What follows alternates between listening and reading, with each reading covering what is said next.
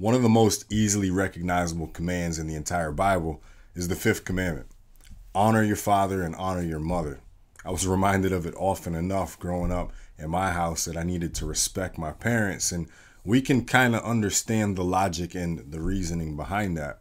But I think it raises an even larger question about authority in general. Who am I supposed to listen to? And if God is commanding that we as human beings are required to give honor, well, who am I supposed to do that for? That's the question we're exploring today. So jump in with us as we talk about where does authority come from.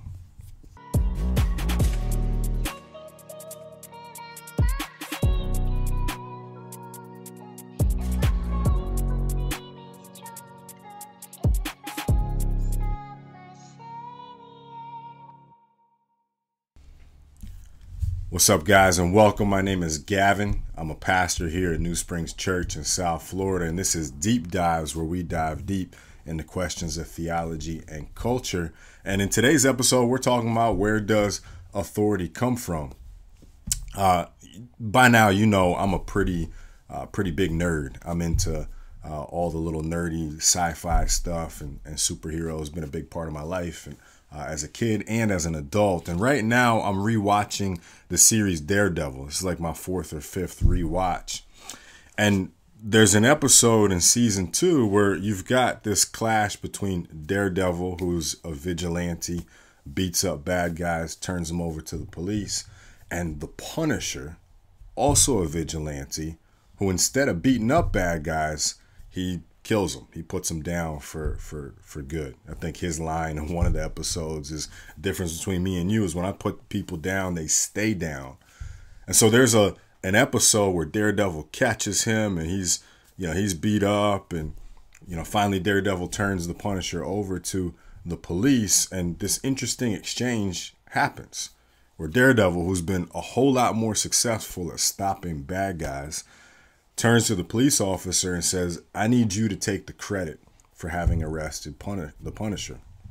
And the officer's like, well, that's not how it went down. That's not what happened. I can't file that report. And he says, listen, it's important for the people to know who's in charge. In order for us to maintain law and order and some semblance of a standard, you've got to be in charge. It can't be guys running around in masks and suits. And I think we can all agree that's probably true. While the concept of a superhero is nice for us to watch on TV, the idea of someone running around above the law, beating up whoever they see fit, is a little bit frightening, a little bit scary. And so when the Bible says that we're to honor our mother and father, who is that? Am I supposed to give honor to the Punisher? Am I supposed to give honor to Daredevil, the police? What are we talking about here? I think the way the Bible applies this command, you can see that it's people in positions of authority who have a relationship with those who are subordinate in some sense or semblance, and honor is owed to that authoritative figure. Think of bosses and coaches. If I work at a job, I should respect my boss. If I play on a team, I should respect and honor my coach. Government is included in this as well, although we'll get pretty detailed with government in the next few episodes. And so really the question comes like, where does that authority come from? Well, the Bible tells us first and foremost that authority comes from God.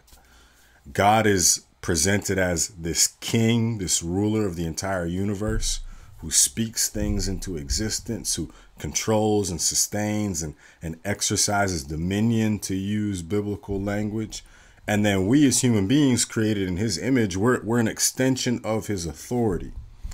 And that authority is further categorized by the structures that exist within a society. And so what God does, he raises up leaders in different spheres in order for those leaders to have some semblance of structure and standards. And really the big one is responsibility. When things go bad, whose fault is it? And so authority, first and foremost, is God-given. Romans 13 is a famous passage that talks about that all authority, all governing bodies, they actually come from God, whether they're good or bad. They've been given that authority by God, and so therefore we should respect and honor those individuals. So authority is given by God. In a sense, authority is given by relationship. So just by me being born to my parents, that's a naturally ordered relationship where I owe allegiance and honor to my parents. In a much smaller sense, that's the case in a husband and wife relationship, although because that's a pretty detailed one, we'll definitely get into that in a later episode as well. Sometimes authority is earned as well, or maybe I should say authority is both given and in a sense it's earned. In one sense, authority is earned by competence, right? By being able to master a certain field or subject area. A coach becomes one, hopefully, because they understand the game that they're coaching. They have some experience of having done it before. They can organize players to maximize their individual gifts and give the team the best opportunity to win. Myself as a pastor in the Presbyterian Church in America, that means having gone to school to be trained and go through a testing process to be approved by other peers who have already done that before stepping into this role. So there's a certain level of competence. The leader is the one who knows what he's doing. To use another nerd reference, I just saw Dune 2. I won't give anything away if you haven't seen that movie, but there's a large reality of that in that movie as well, where the leader that people are looking to is the one who's competent. He's able to perform certain tasks that they expect the leader to do before they can declare him as such. There's a concerning death of expertise in our culture today. Because of the widespread availability of information, because of things of like what I'm doing right now, sitting behind a microphone in front of a camera and talking and posting it on the internet, literally anybody can do that. And the algorithm will find the most engaging stuff. So there's probably people more charismatic than me with better lighting and a better setup that maybe you see their videos more. And so what we do is we'll just take that stuff because YouTube or Instagram has shown it to us, and we'll take the content from the person speaking and we'll derive that as being expertise. When in reality, we don't know where this person's expertise came from. Do they actually have the earned authority, the earned competence to be speaking on such issues? That's pretty important for us to understand that. I think authority is also earned by integrity. So maybe you've got an individual who's quite competent. They're skilled in the field or the area of expertise, but they've also got to have a certain level of integrity. Doing what they say they're going to do, following through, not breaking trust with the individuals that they lead, that they are a trustworthy person. And when they are trustworthy, then they can be followed. And then lastly, I think authority can be earned by service. The Bible presents Jesus as the ultimate servant leader.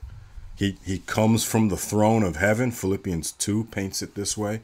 Verses 3 through 8, that he does not count equality with God a thing to hold on to tightly, but rather he willingly subjected himself to become a human being to serve us, to live in Nazareth and share the gospel and heal blind people and raise the dead and then ascend back into heaven. That's servant leadership.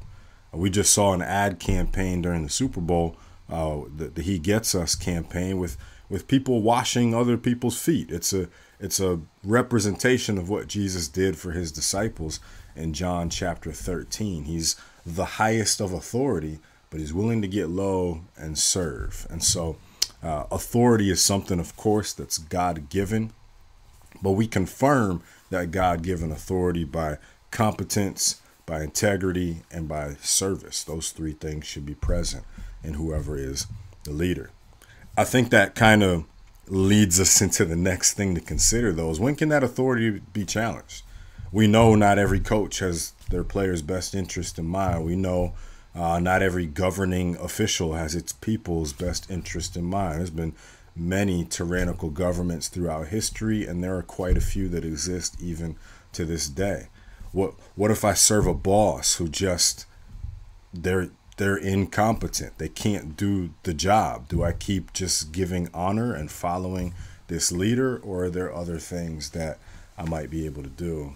I think authority can be challenged when you see a pattern of incompetence. The Bible gives us an example in King Saul. So you have this situation where Israel, God's people, they're looking at the other nations that are around them. And all of these other nations have kings, a singular ruler who makes decisions and has a court and governs the land and leads them out in military might. And Israel didn't have that at the time. So they wanted to be like other nations who they perceived to be more powerful. God, give us a king. And so God selected a king according to their standards, even someone who was tall and handsome and has some military experience. And so they elect this guy, Saul. And Saul proved over and over and over again to be incompetent for the role. That the things that God had given him to do in terms of leading his people, Saul just was unable to do. And so by the time you get to 1 Samuel chapter 15, God removes that authority from Saul.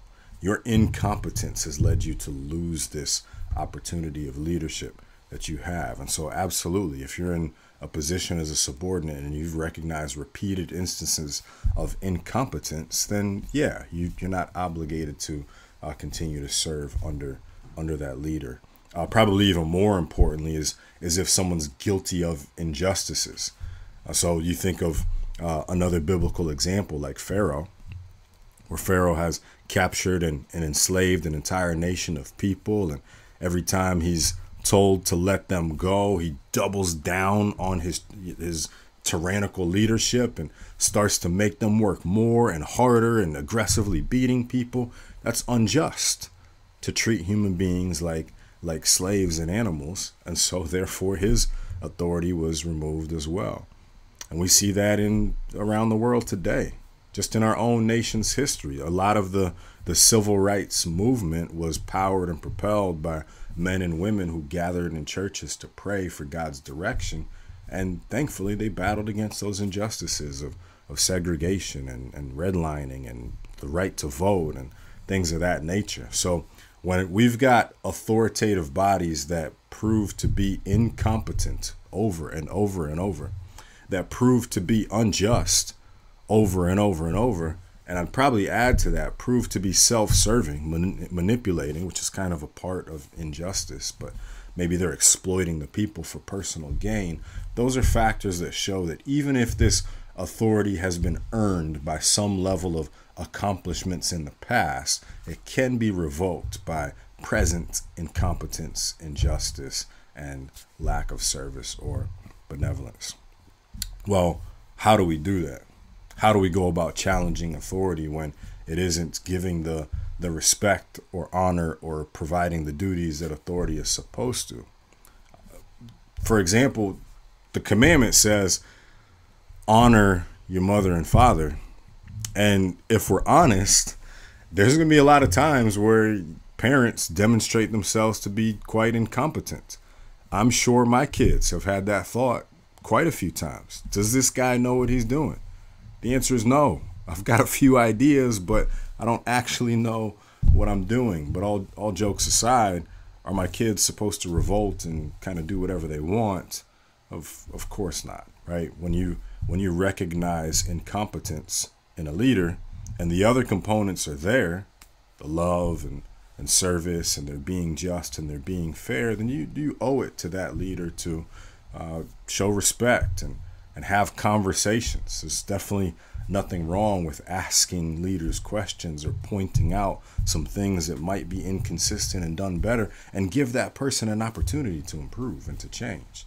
This is especially true for teenagers, right? You hit that stage where you start to learn a whole lot, and you look at your parents and they seem like they've kind of fallen behind in their understanding of the world. Well, I mean, arguing, breaking rules, not doing what they say really isn't the way to handle that. But showing respect, showing honor, following through what they've asked you to do, and then having meaningful personal conversations is the way to handle that. And that goes for both young people and old, right? What if it's like your boss or your coach? Is that the same thing? And yeah, I think respect and private conversation. Typically what we do is we'll turn around to other employees and co-workers, and we'll just kind of gossip, and we'll have a bad attitude about stuff, and we'll begrudgingly do our jobs. That's dishonoring to the authority. They owe or you owe them the opportunity to be able to lead well. And if you've got insight and things that you can offer that would be helpful, then do that in a respectful and a private way. Now, what happens when authority moves into the realm of injustice, more serious things, things that are unfair, that are done at a detriment to you or to people around you? Well, I think the Bible gives us decent categories of protest, of being able to turn against whatever it is that's being done to harm other people. And depending on what the authority is, of course, that's going to change.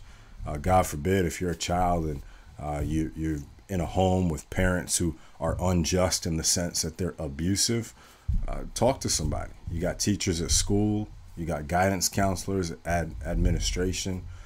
The church family should hopefully be a place where you can speak to the elders or the pastors of that church and talk about what's going on, so that some kind of outside intervention can take place.